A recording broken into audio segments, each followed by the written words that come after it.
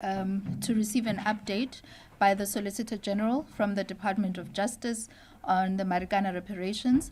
The Solicitor General will also give an overview and an update on operations of his office, which is the Office of the Solicitor General. Solicitor General, you are welcome to address the media.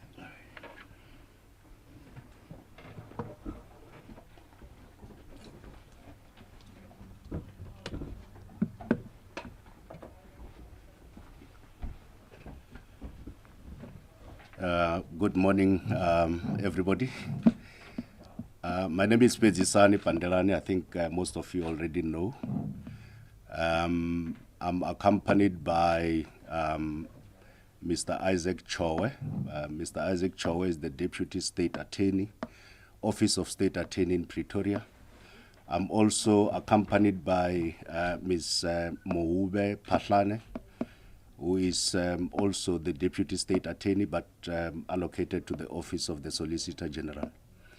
I think this is just that public relations that we need to, in fact, have. Unfortunately, these public relations do not actually have a timing because they seem to be timed towards the unfortunate event that had happened in relation to the Marikana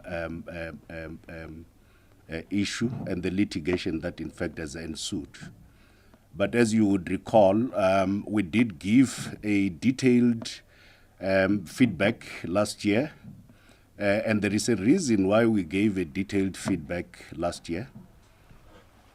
Primarily, it was because previously this office, the Office of the Solicitor General, is a new office. And as you would know, state attorneys themselves are prohibited from engaging with the public, cannot enunciate public or government policy in terms of the operating procedures. However, it is a different aspect altogether with the Office of the Solicitor General because that office is able to talk to the issues. And we did report last year specifically to debunk the narrative that government has not been doing anything for the past 9 years in relation to these matters or settlement in these matters. The narrative has been that government has just been sitting and not doing anything. So I'm not going to, in fact, revisit the issues that we have advised you or reported on last year, unless if there is a specific question in relation thereto. And to the extent that perhaps there could be issues arising that I might not be able to deal with, I think my colleagues that are with me here will be able to advise us. As we undertook in 2021, our resolve has been that we need to, in fact, deal with all the remaining matters pertaining to litigation as arising from the Marikana incident. And true to our word, we have in fact been engaging with our counterparts, the attorneys representing the injured and those that in fact might actually have preferred a claim on malicious prosecution against the state. And that process has been embarked immediately after we in fact had a press conference last year. We went through what we call a court-sanctioned case management system, where the Deputy Judge President for the High Court in Pretoria was presiding over the issues. And those case management meetings for all the remaining matters were conducted with the Deputy Judge President as the presiding officer, together with everybody else that was representing the claimants. As I stand here today, there were 48 matters that were remaining, but none of those matters related to loss of support due to the death of any other person that has preferred a claim against the state, because all of those matters have been dealt with as at August 2021. The 48 matters that I'm referring to now would relate in the main to matters where there were personal injuries, where people had to be sent for medical examination, actuarial calculations, and so on and so forth.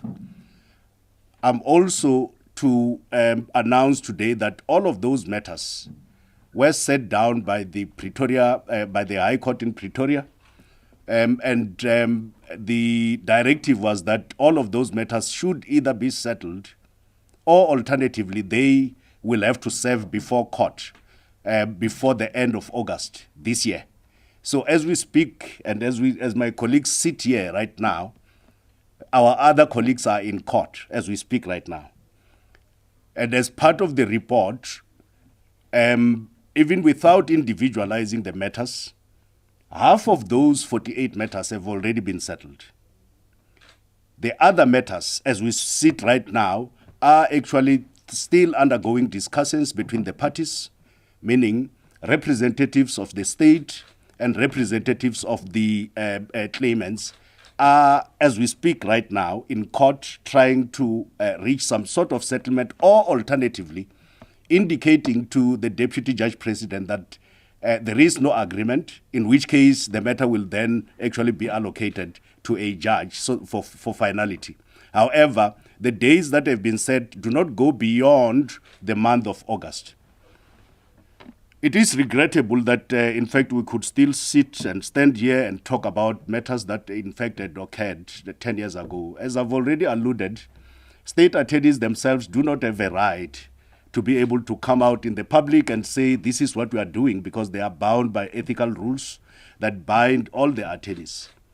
And to do otherwise will, in fact, open themselves up to misconduct charges by the Legal Practice Council. But I can, in fact, give you that update. And I can indicate that it is an instruction that I've given to the Office of State Attorney that all of these matters must in fact be finalized. We cannot actually live forever and have any matter that is remaining. And I can also give the assurance that to the extent that is possible, we could in fact be in a position to resolve all of those matters within this month. I say that it is regrettable that these matters have in fact gone this far. And this is owing to a number of factors, amongst which was there was never any policy applicable within the state which will compel the state to embark on early settlement of matters, be it via mediation or arbitration. And I need to indicate that delays such as have been occasioned in these matters will be a thing of the past, because we have, or the Office of the Solicitor General has already developed a policy that is binding within state departments for early settlement of matters, and that policy has been approved by Cabinet on the 9th of November 2021. We will be presenting that policy before Parliament for noting. Over and above that, we have developed other policies that will in fact obviate having to deal with matters of this nature, the delays that are inherent when you are litigating against the state. And those policies will, in fact, deal with how you initiate, how you defend, and how you oppose a matter. And that is to those that consume state legal services. Again, there is another policy that talks about coordination and management of all litigation in which the state, which is also a new policy that we are coming up with. And it is not so much triggered by the Marikana incident, but matters such as these should not be delayed inordinately. They need to be dealt with at the earliest opportunity. In that way, we are able to, in fact, look at matters of this nature, such as delict, service delivery issues that actually makes the state liable, to be dealt with at an earliest opportunity. And so there would be, going forward, about 5 policies that will, in fact, be geared towards dealing with matters of this nature. Given the fact that the 48 matters are before court as I speak right now, I cannot actually give you more information, because that is what is called contrived when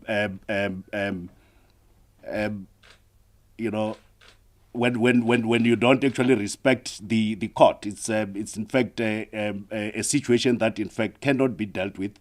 Matters are sub judice, and for that reason, you cannot be in contrived contempt of the court process. But I think once all the matters have been finalized on the last day that the court has actually scheduled, we will be able via the GCIS to issue out a statement of where we stand with the litigation in relation to the Marikana matters, more particularly. Thank you very much.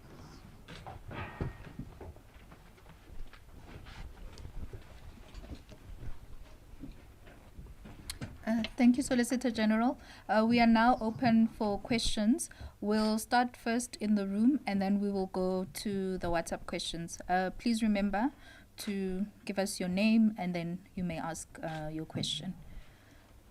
Okay, Abongile, Muloko, and my colleague there at the back, you may go ahead.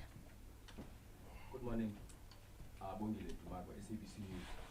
I want to Solicitor General, when you, well, I don't know if you've set yourselves a deadline that by the end of this month all these matters will have been sorted out. How confident are you that you will meet such a deadline? How confident are you that you'll be able to squeeze in all these matters before the end of this month? Thank you. Okay, Muloko. Thank you. Moluku Mloto from ENCA. I have just two easy questions. This 48 matters, if you can just clarify, are this that you say are currently before court, are these matters that you couldn't agree on during the negotiations and they've had to go to court to be settled? But second question related to that, as much as you are saying they are sub judice, but you would agree that matters that are before court, unless specifically stated that they must be sealed, those are public, are in the public domain. They are supposed to be known. So if you can just, without you compromising the case, if you can just tell us specifically what are those, what are the sticking points that led to a situation where this matter is now before court. And lastly, in terms of the money, how much to date has the state paid in as far as this Marikana matter is concerned? And another final question, sorry. Oftentimes, it's the focus tends to be on the 34 who were killed by the state. We know that for a fact.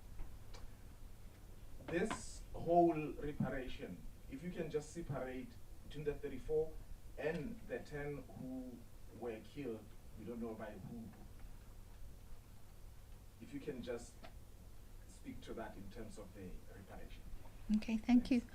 We'll take the two questions. You covered, both of you. Okay, all right. Solicitor General, you may come.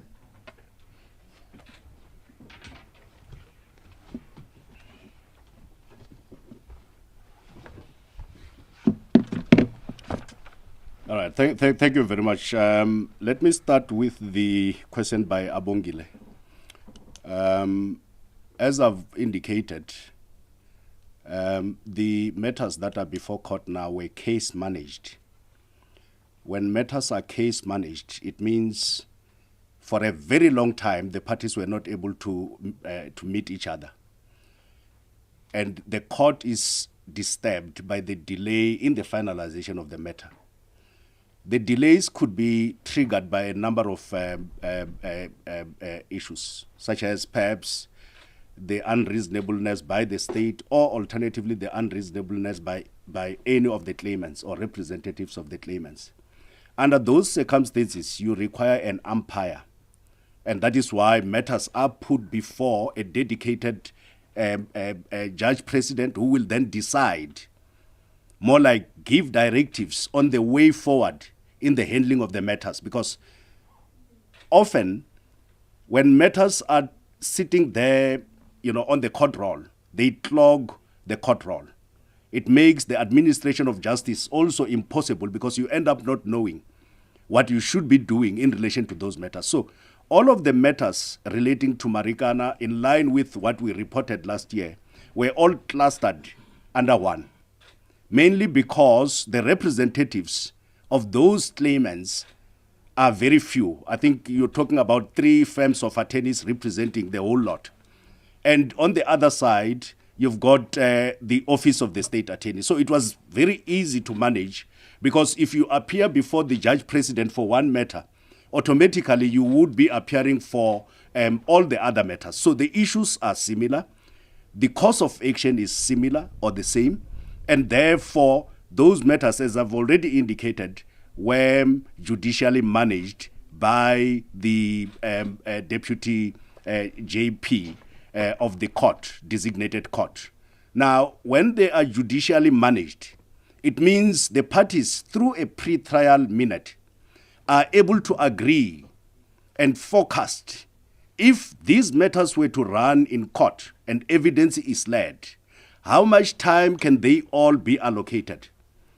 And when they are allocated, it's a block booking. In this instance, we could have started on the 9th of July, up to and including the date that I've mentioned in August. Because certain facts are the same, the only issue that remained to be dealt with was the quantum. There is no dispute about the course of action. So the quantum will differ from one claimant to another, based more particularly on the injuries that have been sustained and other attributes. And for that reason, some of the matters in the 48, I've given a ballpark figure that from where I sit now, I believe that almost 24 of those matters, or half of those matters, have settled as I stand right now. Meaning the few that are there, by the time that we finish this press conference, you could find that 12 or more might have settled. Now, that in fact goes to the issue of whether one needs to have any confidence with regards to the date. None of the parties, in fact, have set that date. That was imposed by the Deputy Judge President. Meaning, should it happen or occur to the court that the parties are not able to finalize the matters, further arrangements through a judicial management process could be directed by the Judge President upon request. So, if you are allocated time in court and you've got such few matters that are still remaining, and the issues to be determined by the court are very straightforward in the sense that you are only talking about quantum. Somebody is sitting at 100 rand, the other one is sitting at 75 rand. It is up to the parties to prevail and still try to find each other to say, can't we meet somewhere? But you don't do that with the latitude of saying, no one is actually looking at us. The Deputy Judge President is and continues to have a vested interest in those matters. That is why when we talk about judicially managed matters, you also have a deadline as to when you need to be dealing with these matters, because from time to time you need to go back and report whether you have reached settlement or not, whether any matter should be allocated to any of the judges or not. So that's the process that actually happens in court. I would not actually have any control over that process. It's an administrative process, but it is overseen by the most senior judge of the court that is in fact intended to hear those matters. Now, there is the issue that Mr. Muloto is raising from ENCA. It actually has a bearing on the answer that I've given, partly, to Abongile. You indicated that where we is it possible that these matters are sealed, such that we cannot actually talk about the quantum. I've indicated that matters that are sub judice, like when I'm standing here and the court is doing something on the other side, I'm precluded from preposterously dealing with those matters. It is impermissible because the court is seized with those matters. But there is no way that we could actually give information to say these matters are in court now. I think your colleagues might also be in court as well, reporting on what is happening there. But from where I sit, I would rather leave the court to make a decision in relation to those matters. There are matters that, in fact, through the same process that I've indicated, offers have been accepted from the 48. And offer and acceptance is something that, in fact, happens between the parties, but we are certain that those matters are not going to serve in court. All that happens is that the client department that is responsible, that consumes or is actually held to be responsible, more particularly SAPS, would have to first effect the payment that has been agreed in court. But I think you will respect the fact that I do not want to be in contempt of the court process by in fact postulating into those matters and indicating quantum and related aspects related to those matters.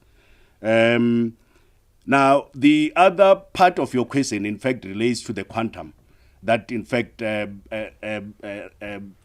has been paid by the state. In my view, that would, in fact, be issues that I said were covered during our report last year. If you recall, in relation to those matters, we have indicated that apart from, personal injuries, special damages and related aspects, as at that stage, we had paid almost just under 76 million rand. Under 4 million rand has been paid to the University of the Witwatersrand, and the balance has been paid to SIRI, which is the Socio-Economic Rights Institute. That is in relation to the deceased members. The other category would be a matter that we settled after our press conference last year, also by way of a settlement. It didn't have to go to court. And we paid also there just under 3.5 million rand to one of the survivors, not one of the deceased. The rest of the matters are what is before court. If there is any other matter that is not part of those, we as the state have not received any claim. But I think I also need to emphasize that if we have not received any claim, what it means is that state attorneys are creatures of instructions. If we have not received any claim, we will not be able to entertain any such matter because it is not on our records. So what is on record now, what is before court, that which remains our focal point is the 48 matters that I'm referring to, which ought to have started by the 9th of July until the end of August, half of which I'm indicating we have been able to reach settlement.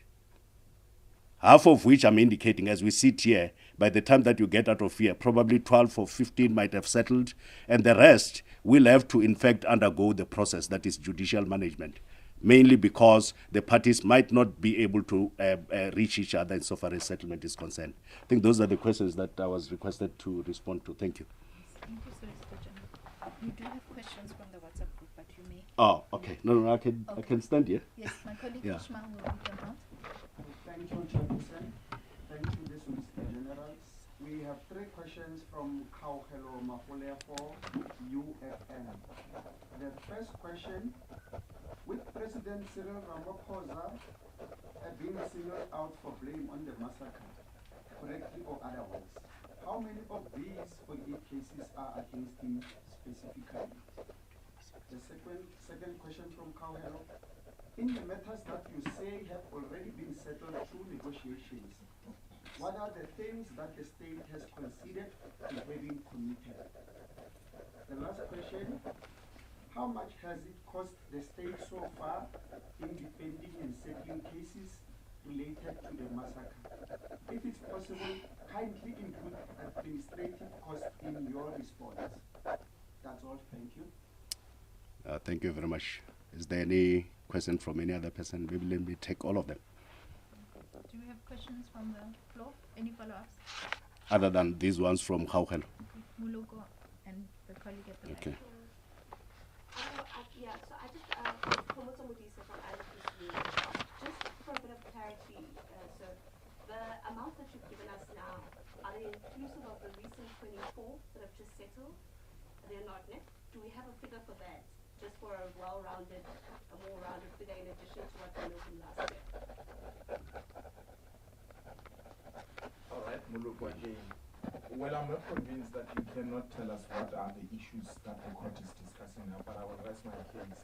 But then tell us, say, with regard to those that you say are continuously being settled, give us a breakdown of these settlements on the issues that you agreed on. But maybe for some of us who may not understand, if you can just separate this, the case that involves, was supposed to be before Judge Lamani, before he recused himself, where the miners are suing, including President Ramaphosa. These are not necessarily part of these cases, right? Okay. You can ask your question. I'll respond to it because as I nod, perhaps the viewers and people that are actually watching might not actually get my thought processes. So rather let me answer a direct question. No, I just wanted you to separate them. If indeed these are two separate cases, they have nothing to do with these ongoing cases that are being managed through the process you were outlining. So that people can All right. understand that Yes. that's a matter that might take a different view depending on what the court says. Let me start with the last question, Remulot. The Office of the Solicitor General, and by extension, the offices of State Attorney, to which I am the executive officer, only deal with matters that, in fact, have been referred to them. In this instance, you can go back to my indication that we are creatures of instructions. We protect the interests of the state only in matters where the state has been cited as a respondent. So I cannot venture into matters that probably were serving before Judge Lamont or any other person if the state, in its name, either a government department or something, has not been cited in those matters. So by extension, the matters that I'm referring to and accepting that we are a creature of instructions are those matters that were entrusted upon the state attorneys to defend for and on behalf of the state. It starts with the matters that I spoke about when I gave a report last year. The deceased, which was category A. Category B would have actually been matters where people claimed that they've been maliciously prosecuted, arrested, detained, and related aspects. Category C is personal injuries sustained as well as special damages arising from the incident. So that's specifically what we are dealing with. There are, however, other claims where the state is not involved. And by extension, the matters that we are dealing with do not, if ever existing, do not cover the matters that you are referring to, Khumutso, which is in fact maybe matters that were preferred against the president in his person. I don't have a mandate to venture into that space because they never actually came to us as instructions. So we are dealing with matters where the state in its formation has been cited, whether it is matters that in fact the NPA or Minister of Justice and Correctional Services and SAPS were cited as organs of state or as state departments. So these are the matters that we are seized with. We are not seized with any matter that in fact is of a personal nature. So any expenditure that in fact we are spending for now relates to matters in protecting the interests of the state insofar as those respondents that are government are concerned. We also do have a policy that is called state legal funding. There's never been any request by the president to be funded in relation to any other matter or for the services of state attorneys to be extended to him. And so that is the reach that I will never be able to venture into because it is not in our space. And those questions would naturally belong elsewhere as opposed to matters that we are dealing with as at the moment. So that is just to deal with the issue that Mr. Mloto and yourself are raising. There were three issues that Kgaugelo Magolego raised. And I think partly I've dealt with that issue because the first question was whether the president who has been singled out is part of these matters that we are talking about. No. None of the matters have got the president cited. Whether it is matters that we have settled relating to loss of support for those that passed on, or alternatively the matters that we dealt with against perhaps malicious prosecutions, and by extension, neither is the president's name mentioned in the 48 matters that I'm talking about now. And so that question also falls within the category of my reply when I gave Mr. Mloto the reply. The second question is that I need to explain the things that have been considered. Now, delict has got two elements to it. And the two elements arise from causation. And causation goes into merits of the matter. So there is no contestation or dispute about causation and the merits before court as we speak now. Now, causation and merits would relate to an issue where the state is disputing whether any of the claimants has been injured in Marikana. We are not in court for that reason. That has long been considered. So there is agreement that indeed all of the 48 are eligible to receive some form of compensation. Now, the last leg to a delictual element which deals with matters of this nature is quantum. Now, quantum talks about the rands and cents. It talks about the money that is fair and reasonable under the circumstances to compensate one person.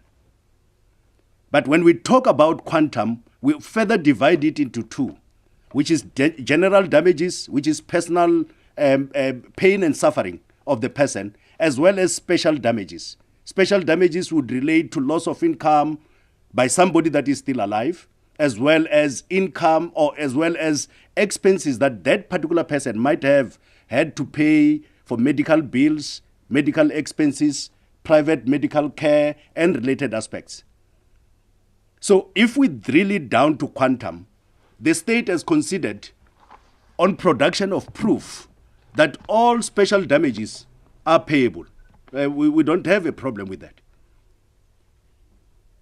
However, when it comes to general damages, that is where we couldn't reach each other. So the issues have been narrowed down to general damages, pain and suffering. What is the extent of the pain and suffering that this particular person has suffered? So one might be sitting at 6 million rand, for example, and the state is sitting at 1 million rand. Now, the principles of delict are very,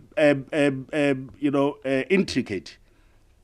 And because they are intricate, they sometimes require experts. And this is not something that, in fact, I need to,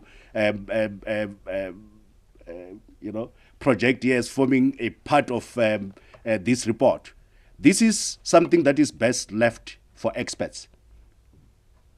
You sometimes need medico-legal report. You also sometimes need actuarial reports. And these are the issues that the teams are dealing with. So if we were to narrow it down and say, why are we in court? We are in court not on the merits. We are also not in court not on the issue of quantum, holistically understood. We are in court not on special damages, because we have said on receipt of documentary proof, the state is willing to pay any special damages that have been incurred. We are in court only on the limited aspect, which is general damages. I've got my ear cut off, maybe, or something happened to me. I think I'm entitled to X amount. And the state says, we will pay you Y amount. And there is no agreement between the parties. And that is what, in fact, the court is zooming into, to say, why can't you, in fact, agree on these specific item, given the fact that you're almost there. However, we are creatures of instructions. We look at what is possible, and with our advisories, we are told that perhaps this matter should be settled at Y, the other one is asking for Z. So we will be able to find each other one way or the other, because, in each and every one rand, there is a cent. All that needs to happen is to narrow the gap between the state and the claimants. There is a question that says, how much has it cost the state so far in defending the matters? I think that is one issue that gives me nightmare. because simultaneous with us coming up with the policy, which is early settlement, one of the rationale for doing that was so that we can, in fact, in all instances, limit the exposure by the state in defending matters of this nature. I do not have, and we have not calculated that figure for the purposes of this press briefing. I never anticipated that it will be something that is of interest. But I think via GCIS, you could actually get that information once the information has been collated. As I stand right now, I think it will be misleading for me to try and venture into how much we have paid, which is own costs, by the way, because the figures that we are in fact paying by way of settlement, in the majority of cases, they also include the costs in there. So it is easy to calculate what we are paying to the other side. But when the question, in fact, is how much are you paying for defending the state, it is an issue that I think in the interest of this interview, we will have to, in fact, ask the GCIS to get the feedback from the Office of the State Attorney Pretoria, which is where all matters relating to Marikana are centralized. Thank you. Thank you. We have one question from the WhatsApp group. I just wanted to know from the colleagues in the room, is there any other last question? Yeah, my question was not answered, and I guess I can add the question on the 10 who were killed before the 34, and maybe to add and say, are the families of the 10 who were killed perhaps also part of this litigation or matter that are managing separately? Oh, yeah. On the general damages or the special damages, and if there's any payment that's been made already, specifically on the 10, if you can just tell how much you paid. Thank you. Solicitor okay. General, apologies. Yeah, Can we thank you. just take the additional question from WhatsApp and then we will Thank wrap you. this round? We have one question on the WhatsApp group from Mariska Utie, the citizen. Has the person or persons responsible for the death of the minors been investigated? Has justice been served? That's all. Thank you. I'll engage Remuloto more when I get out of here, but I'll answer your question just now. There are two critical mandates that, in fact, reside with the Ministry of Justice and Correctional Services. One of the mandates is to oversee the work of the National Prosecuting Authority, whilst the other one is to oversee the work of the Solicitor General. Now, those two components deal with different matters. Justice in its broader description is very abstract. But if it's criminal justice that we are referring to, I would not be able to deal with those issues because those issues reside with the NDP and DPP. Whether anybody has been prosecuted, not prosecuted, and I would not be able to venture into. Even if I had that knowledge, I do not have the statutory mandate to talk about justice in that sense. The justice that I'm talking about is reparation in the civil context, which is compensation.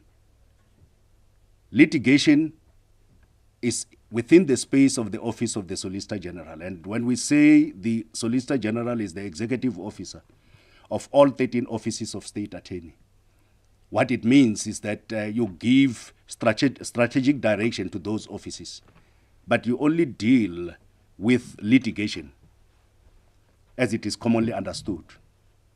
The only time that you would actually be nearer any criminal matter is when you are representing any government official that has been arrested for some infractions that were in fact conducted within the course and scope of their employment. However, prosecution is something that I will never be able to deal with. So the process that in fact we are involved in, starting with last year and this year, resonate with access to justice from a reparations point of view relating to litigation of the matters. And so to answer the question from Mariska, yes, I think I'm comfortable that justice has been done in relation to reparations relating to litigation matters or litigious matters to the extent that those matters served under the auspices of the state attorney. And so that is in part my answer. Remlot, I think let's disambiguate, because we might actually confuse a lot of people. Are you talking about the police that were killed? Security as well. Security and Civil laws. Did they lodge any civil lawsuit? against the state? Yes. I think I will allow Mr. Chowe to answer that, but to the extent necessary, no. Not to us. But remember, there are parallel processes that are going on, one of which you in fact alluded to, and I said I don't have instructions to deal with. The other being that the mine itself might have actually received other claims.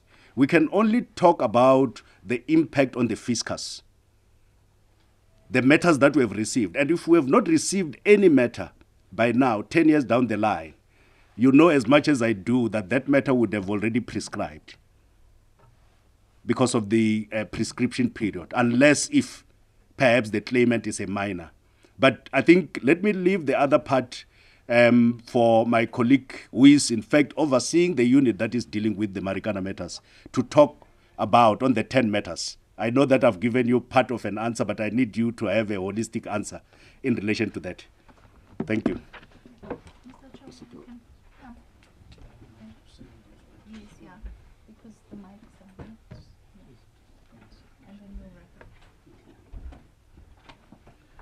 up. Thank you, Solicitor General. And maybe I must just be honest enough and say I would like to defer the question on the 10 matters, maybe for a later response, because you know all these matters as they served before the state attorney, there might be names which are mentioned in some of these pleadings and not necessarily captured as specifically so and so and so and so. So as I speak, the attorney who's handling the matters, unfortunately, he couldn't make it to this press conference. But I would, through yourself, SG, defer your question so that we can have a more prompt response, and which is not doubtful at all, if I might leave it there. Thank you.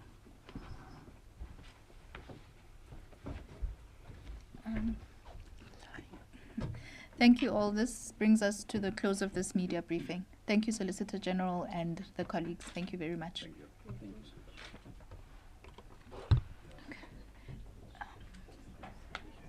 Colleagues, are there any one-on-ones you want to do?